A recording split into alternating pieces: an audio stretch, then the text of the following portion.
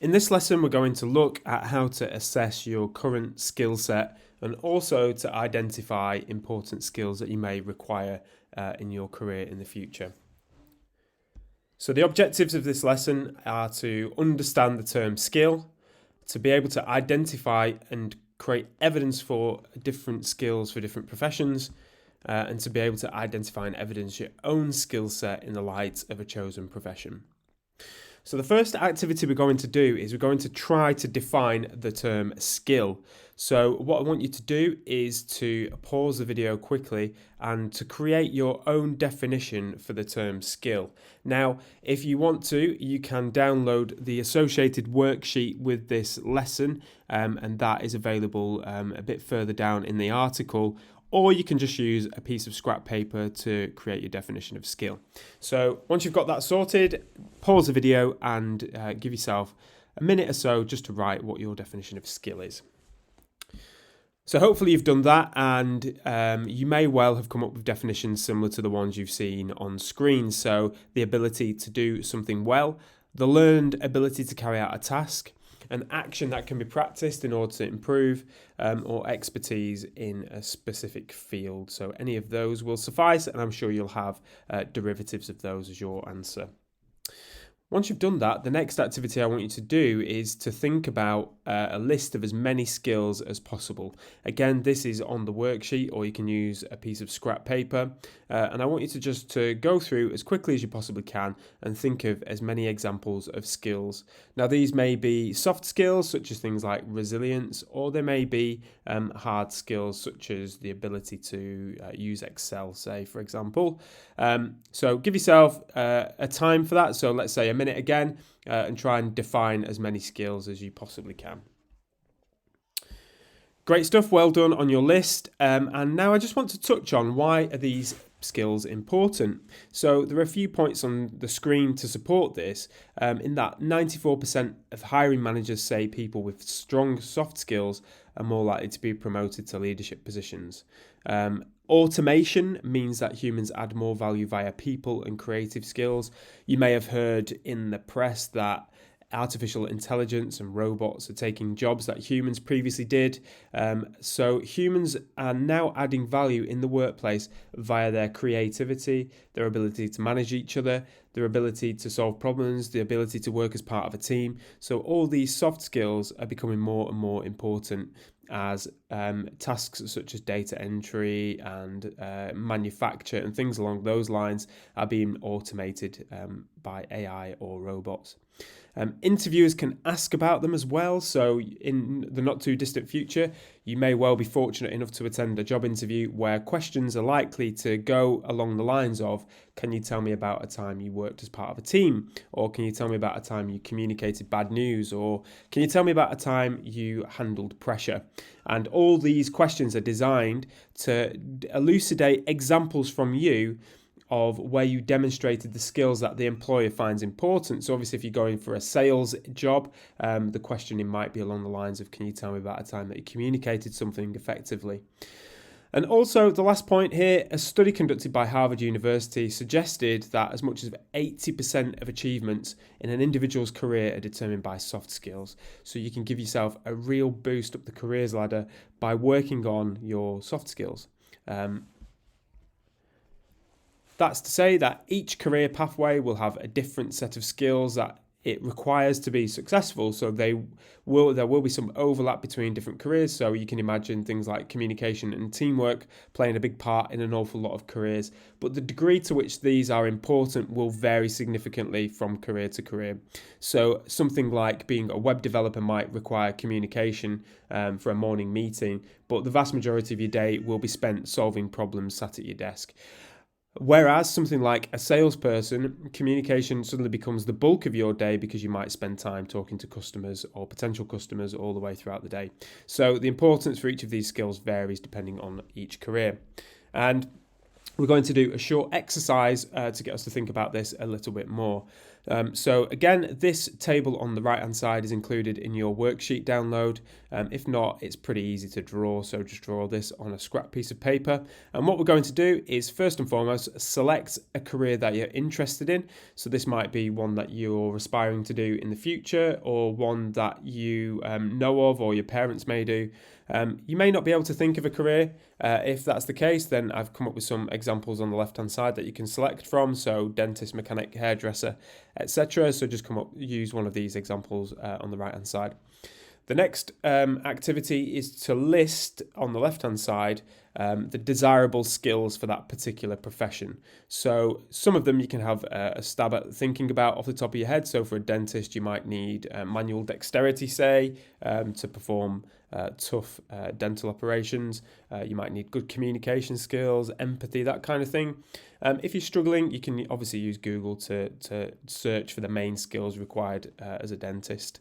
Then once you've done that, on the right-hand side of the table, I want you to list an occasion where you've demonstrated these particular skills.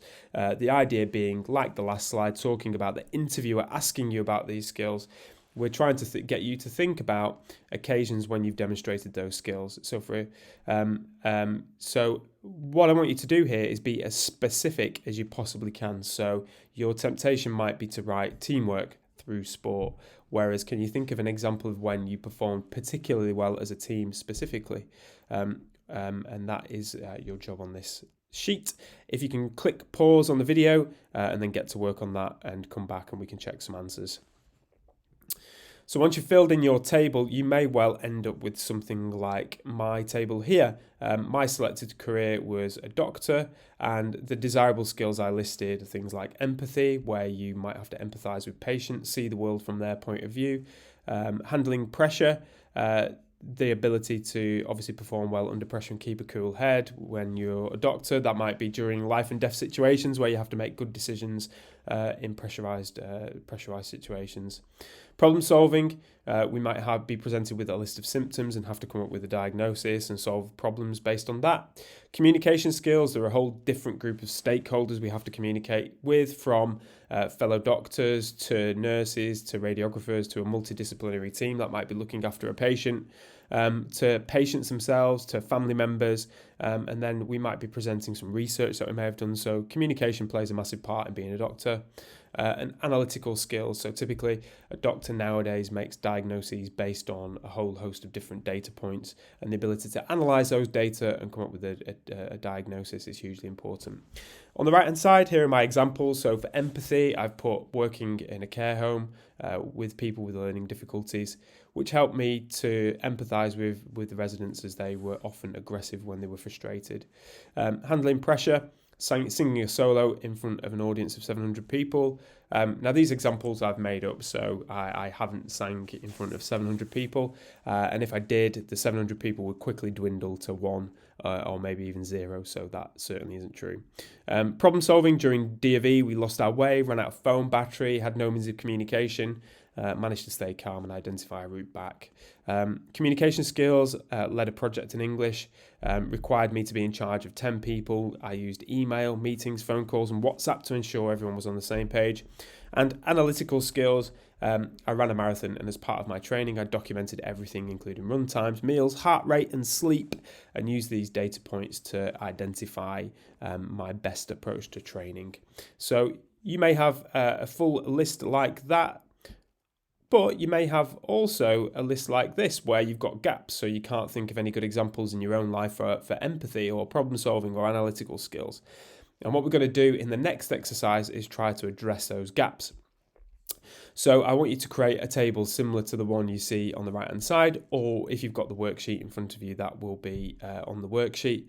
And use your selected career from the previous example at the top here, so that would be doctor from my previous example, and then list the skills that we had a shortage for on the left hand side here, so things like empathy, problem solving, so on and so forth. If you had a full sheet on the left on the exercise previous, it's still good to try to think about this exercise in terms of how you could improve those specific skills. So what we're going to do is, for each of the skills that we listed in this side of the table here, we're going to think of activities that we can participate in to help develop these particular skills. So even if you had a full sheet on the previous example, there are always things we can do to improve those skills. So list the ones that you find the most difficult or the most challenging, and then on the right hand side of the table, make a list of activities we can participate in to address this skill shortfall. So once you have got the sheet or have drawn the table out in front of you, pause the video and get cracking on that. So hopefully you've got a full table now after having done that, and here are my examples. So for me being a doctor, I've got skill 1 as empathy, so I could volunteer in a care home, volunteer to help the homeless, write an article convincing people of why drug addiction should be considered an illness, or write an article on what it might feel like to be the victim of racist abuse. So the idea is that all these activities are helping me to develop my ability to empathise with others. Handling pressure, I might take up a sport, volunteer to read an assembly, get a part-time job in telesales, or take up a leadership role. And analytical skills, I might write an article analysing the performances of my favourite sports star using the data from last season, look into the performance of my favourite company on the stock market and draw conclusions, or start a food log and record its effect on my mood and draw conclusions from that as well. So as you can see, all the examples on the right hand side are designed to put me in situations where I'm going to need to use these particular skills, and that will help increase my examples of that. So then once you've done that, the next step is to update your profile on Cloodle, and we'll switch across to the profile. And so once we have completed all the elements of the worksheets there, we are going to log into our Cloodle profile and start to complete some of the sections that we now may be in a better position to think about and complete. So the first thing I'm going to do is complete my initial skills assessment, and I'm logged in as a student here, and the first tab that I come to is my dashboard. And going further down, we've got my skills wheel. And you'll see at the bottom here a button saying initial skills assessment. So if I click on that, we'll start to see a list of skills that we can give a star rating for. Now, in the example of the worksheet that we did, what we considered was, do we have concrete examples of these particular skills?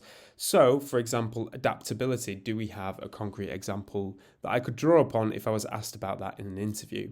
And that should steer the rating that you give yourself. So if you have a fantastic example of when you were adaptable, then obviously give yourself closer to the 7 mark at the top.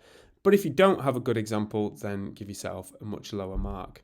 And the idea being is that we want to build up as many example-driven ratings as we possibly can. So work through the assessment here, give yourself marks for each of the different skills, and then once you've finished, click Publish at the bottom, and then return to your profile once you're done. And what you will then see is a skills wheel on the inside, providing your baseline for each of the specific skills on the outside of the spoke. And then what we're going to do is try to build the external wheel. So you can see the grey coloured wheel here is built up through Natasha's examples of the skills that she has listed. So you have already got a great starter for this because you completed the examples list in our activities. So the way to then do that is to upload those examples to your profile. So we're going to click Create Post. And the first example we came up with in my table was working in a care home. So I'm going to give that as my title, working in a care home. And then you can go about filling in the rest of this particular form. So you can give it some media. So we may add an image, a video, or a document.